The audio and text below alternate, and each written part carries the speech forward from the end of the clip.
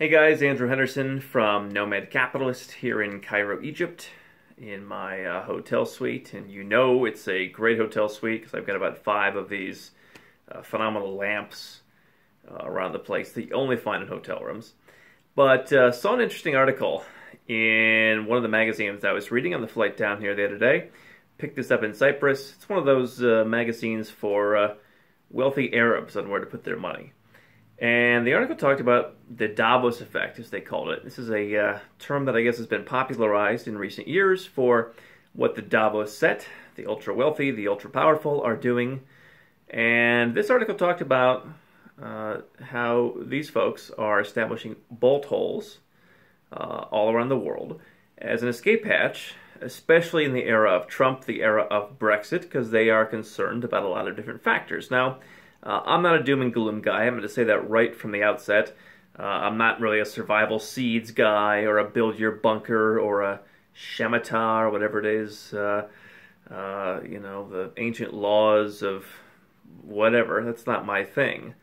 But it was very interesting to read because we have, Nomad Capitalists, have talked, as have many others, for years about what is going to happen when people who are in these industrial parts of the US, the UK, etc., finally revolt. And you've seen that just in the last year. You saw Bernie Sanders, you saw Donald Trump in the United States. People are angry, and they want to take it out on this Davos set. And so the Davos set, the ultra-wealthy, are finding places to flee when times get rough. That could be riots, it could be crazy laws being passed. It could be whatever. They're afraid for their personal safety, and so they're planning these bolt holes in countries that are much more far-flung than the U.S. and Western Europe. And one of the big countries they talked about was New Zealand. That's a country that is relatively expensive if you want to immigrate there. The properties they were talking about were often in the 8 figures.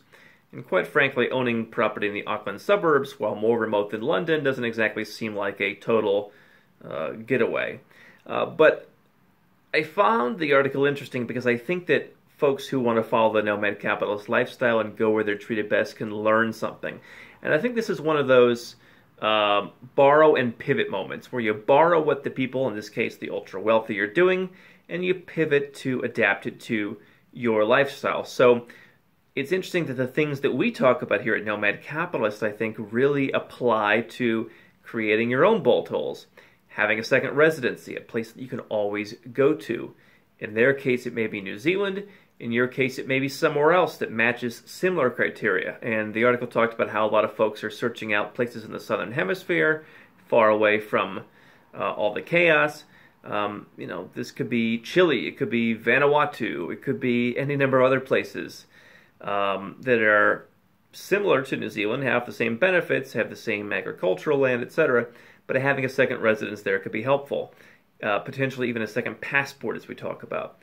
But being able to go somewhere, being able to go, having a legal bolt hole to be able to go to another country if things were to change where you live.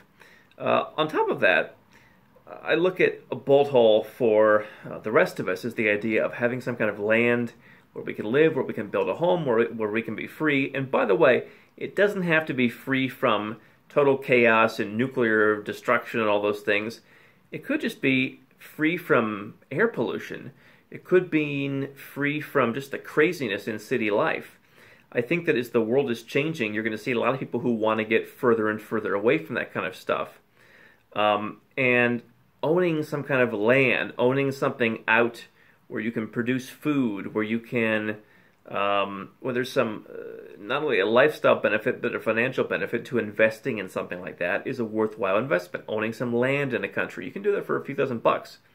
And on top of that, owning a home somewhere else. I think that if you're an established nomad capitalist, you, as much as you may want to stay in hotels every day, you should still own some kind of property where you can go. Have a property that you can go to if it ever gets to that point. And again, this isn't me saying the world is going to melt down. It's me saying we talk here at Nomad Capitalist about having second residencies, passports, land, homes. These are good things to have for financial reasons, for lifestyle reasons, for many different reasons. But add to that the idea of using these as a bolt hole where you have a place where you can go that no matter what happens, you can feel safe, you can feel comfortable, you can keep running your business, you can keep doing everything that you're doing. And so it was an interesting lesson and an interesting reminder from, in this case, the ultra-wealthy, that you want to have your own bolt holes. What are your bolt holes? Having a residence, having some kind of property, I think those are general things that we can all do. They can be very inexpensive. It's a nice insurance policy. In some cases, there are tax benefits. And if you do it right, it can even be a good investment. So definitely an interesting lesson to learn from the ultra-wealthy. Your reasons may be different than theirs, but still in principle, I think, establishing your bolt holes and planting flags is a very practical and pragmatic thing to do in an era where no one quite knows what's going to happen next.